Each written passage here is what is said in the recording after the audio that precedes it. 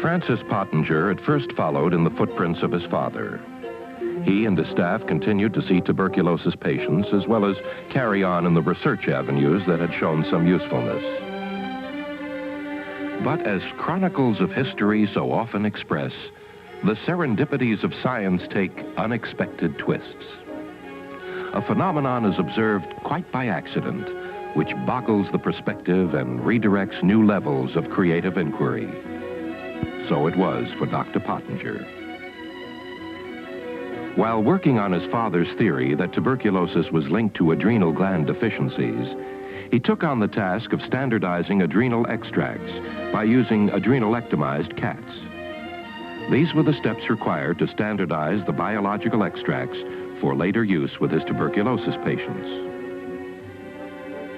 The cats chosen for the study were apparently in perfect health. They were kept in open-air pens with a yard 4 feet wide, 7 feet high, and 12 feet long. They were fed cooked meat scraps from the sanitarium, which included internal organ meats and bones, along with some additional raw milk and cod liver oil. According to all known standards, this diet provided an optimal amount of nutrients. The cats seemed healthy. The adrenalectomy technique had been proven appropriate. Nevertheless, the study suffered from an unexplainably high mortality rate. Then came that uncalculated twist of events. For some reason, many more cats were provided for the study than could ever have been fed using leftover cooked meat scraps from the sanitarium. So raw meat scraps from a nearby meatpacking plant replaced the cooked meat in the diets of certain cats. Within a very short period of time, the operative mortality rate of that group dropped significantly. The raw meat-fed animals began to survive the adrenalectomy extremely well, and they continued on in a superior quality of health. Pottenger had unexpectedly glimpsed a new facet of fundamental nutrition, and he was compelled to respond with a series of studies that would span the next 10 years of his medical career. To begin the study, a population of animals was selected which Pottenger aptly dubbed run-of-the-pen cats. He was not interested in physical perfection. His major concern was that his cats represent a normal sampling of animals, with the exception that cats with obvious deformities or disease were excluded. Needless to say, when people from the nearby community heard of the study, more cats were mysteriously abandoned on the Pottenger doorstep than could ever be used in the experiment. Pottenger was intrigued by what he termed heat labile factors. Or, put as an experimental question, he asked, does the cooking process somehow render food nutritionally deficient, causing eventual physiological degeneration? A basic diet was designed consisting of raw meat, viscera, bones, a small amount of raw milk, and cod liver oil. Each day, this basic diet accounted for 1/3 of the total dietary intake of the animals.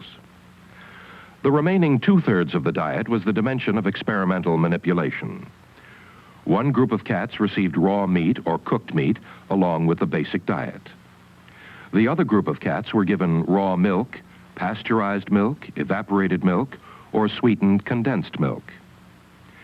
Each cat's daily diet then consisted of 1/3 of the basic diet, plus 2/3 of the prepared food which was under study.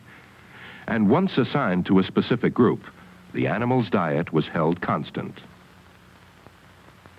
Although there were 2 different studies, one focusing on milk and the other on meat, the results of both studies were nearly identical.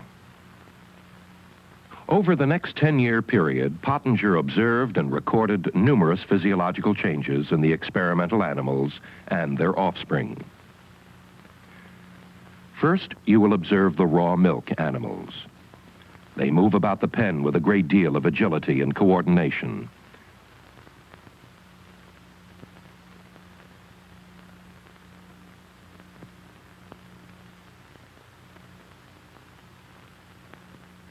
Notice the sheen to the fur and the normal sexual interest displayed toward the male in the next pen.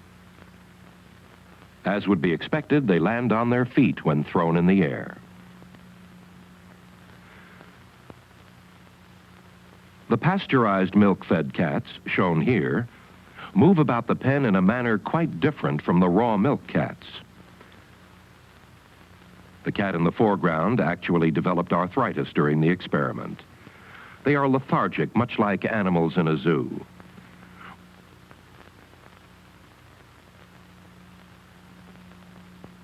When thrown a short distance, these animals show a slightly impaired sense of coordination. Dental deterioration was also common. Note the abscesses above the molars, the reddish cast of the gums, and the soft gingiva.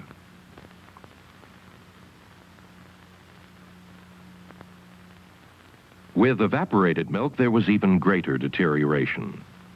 When the study was begun, this cat was better developed than any animal shown thus far.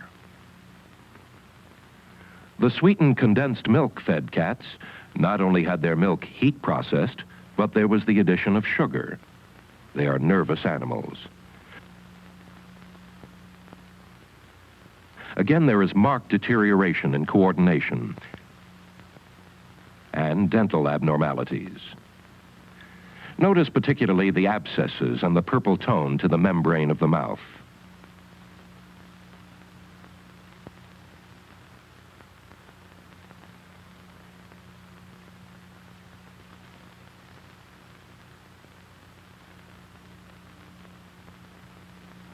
For a further comparison, here is another example of normal development.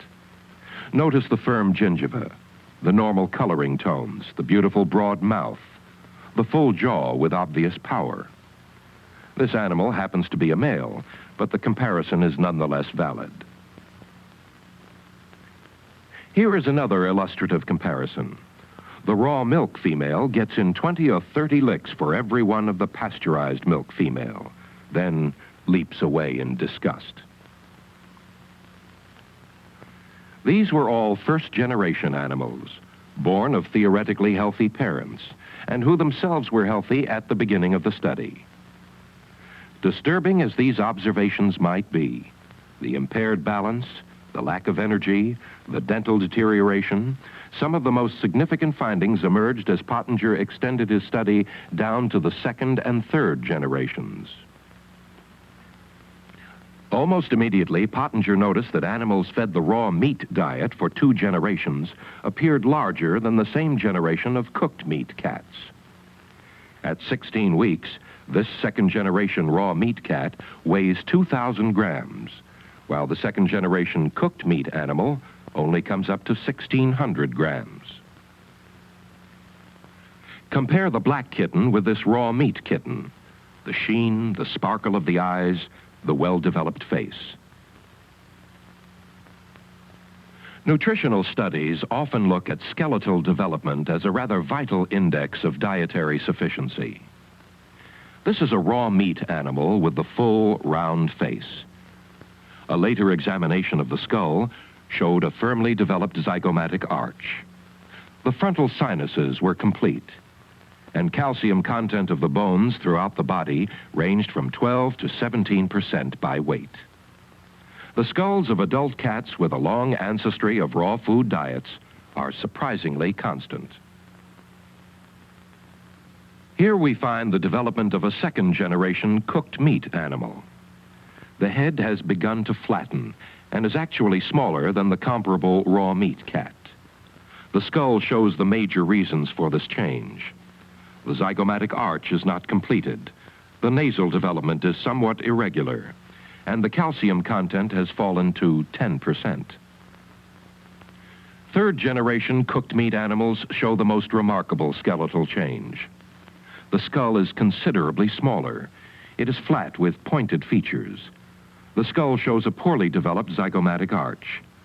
The bones are paper-thin and soft like sponge rubber. The frontal sinuses had developed in a peculiar fashion, and the calcium content of the bones had fallen to a low 3% by weight. Activity level is another index of interest.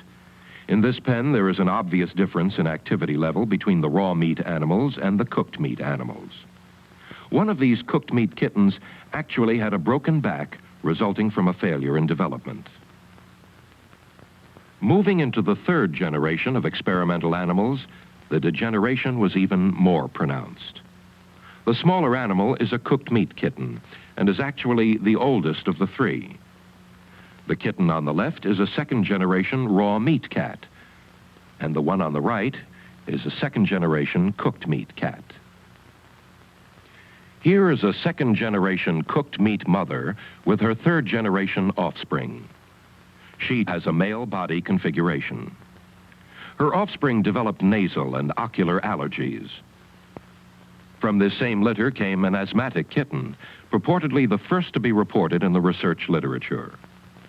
Again, there is marked dental deterioration, abscesses, poor coloring, and gingival irritation.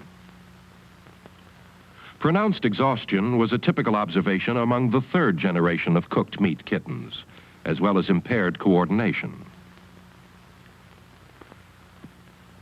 This third-generation cooked meat kitten had over 24 fractures resulting from a failure in development.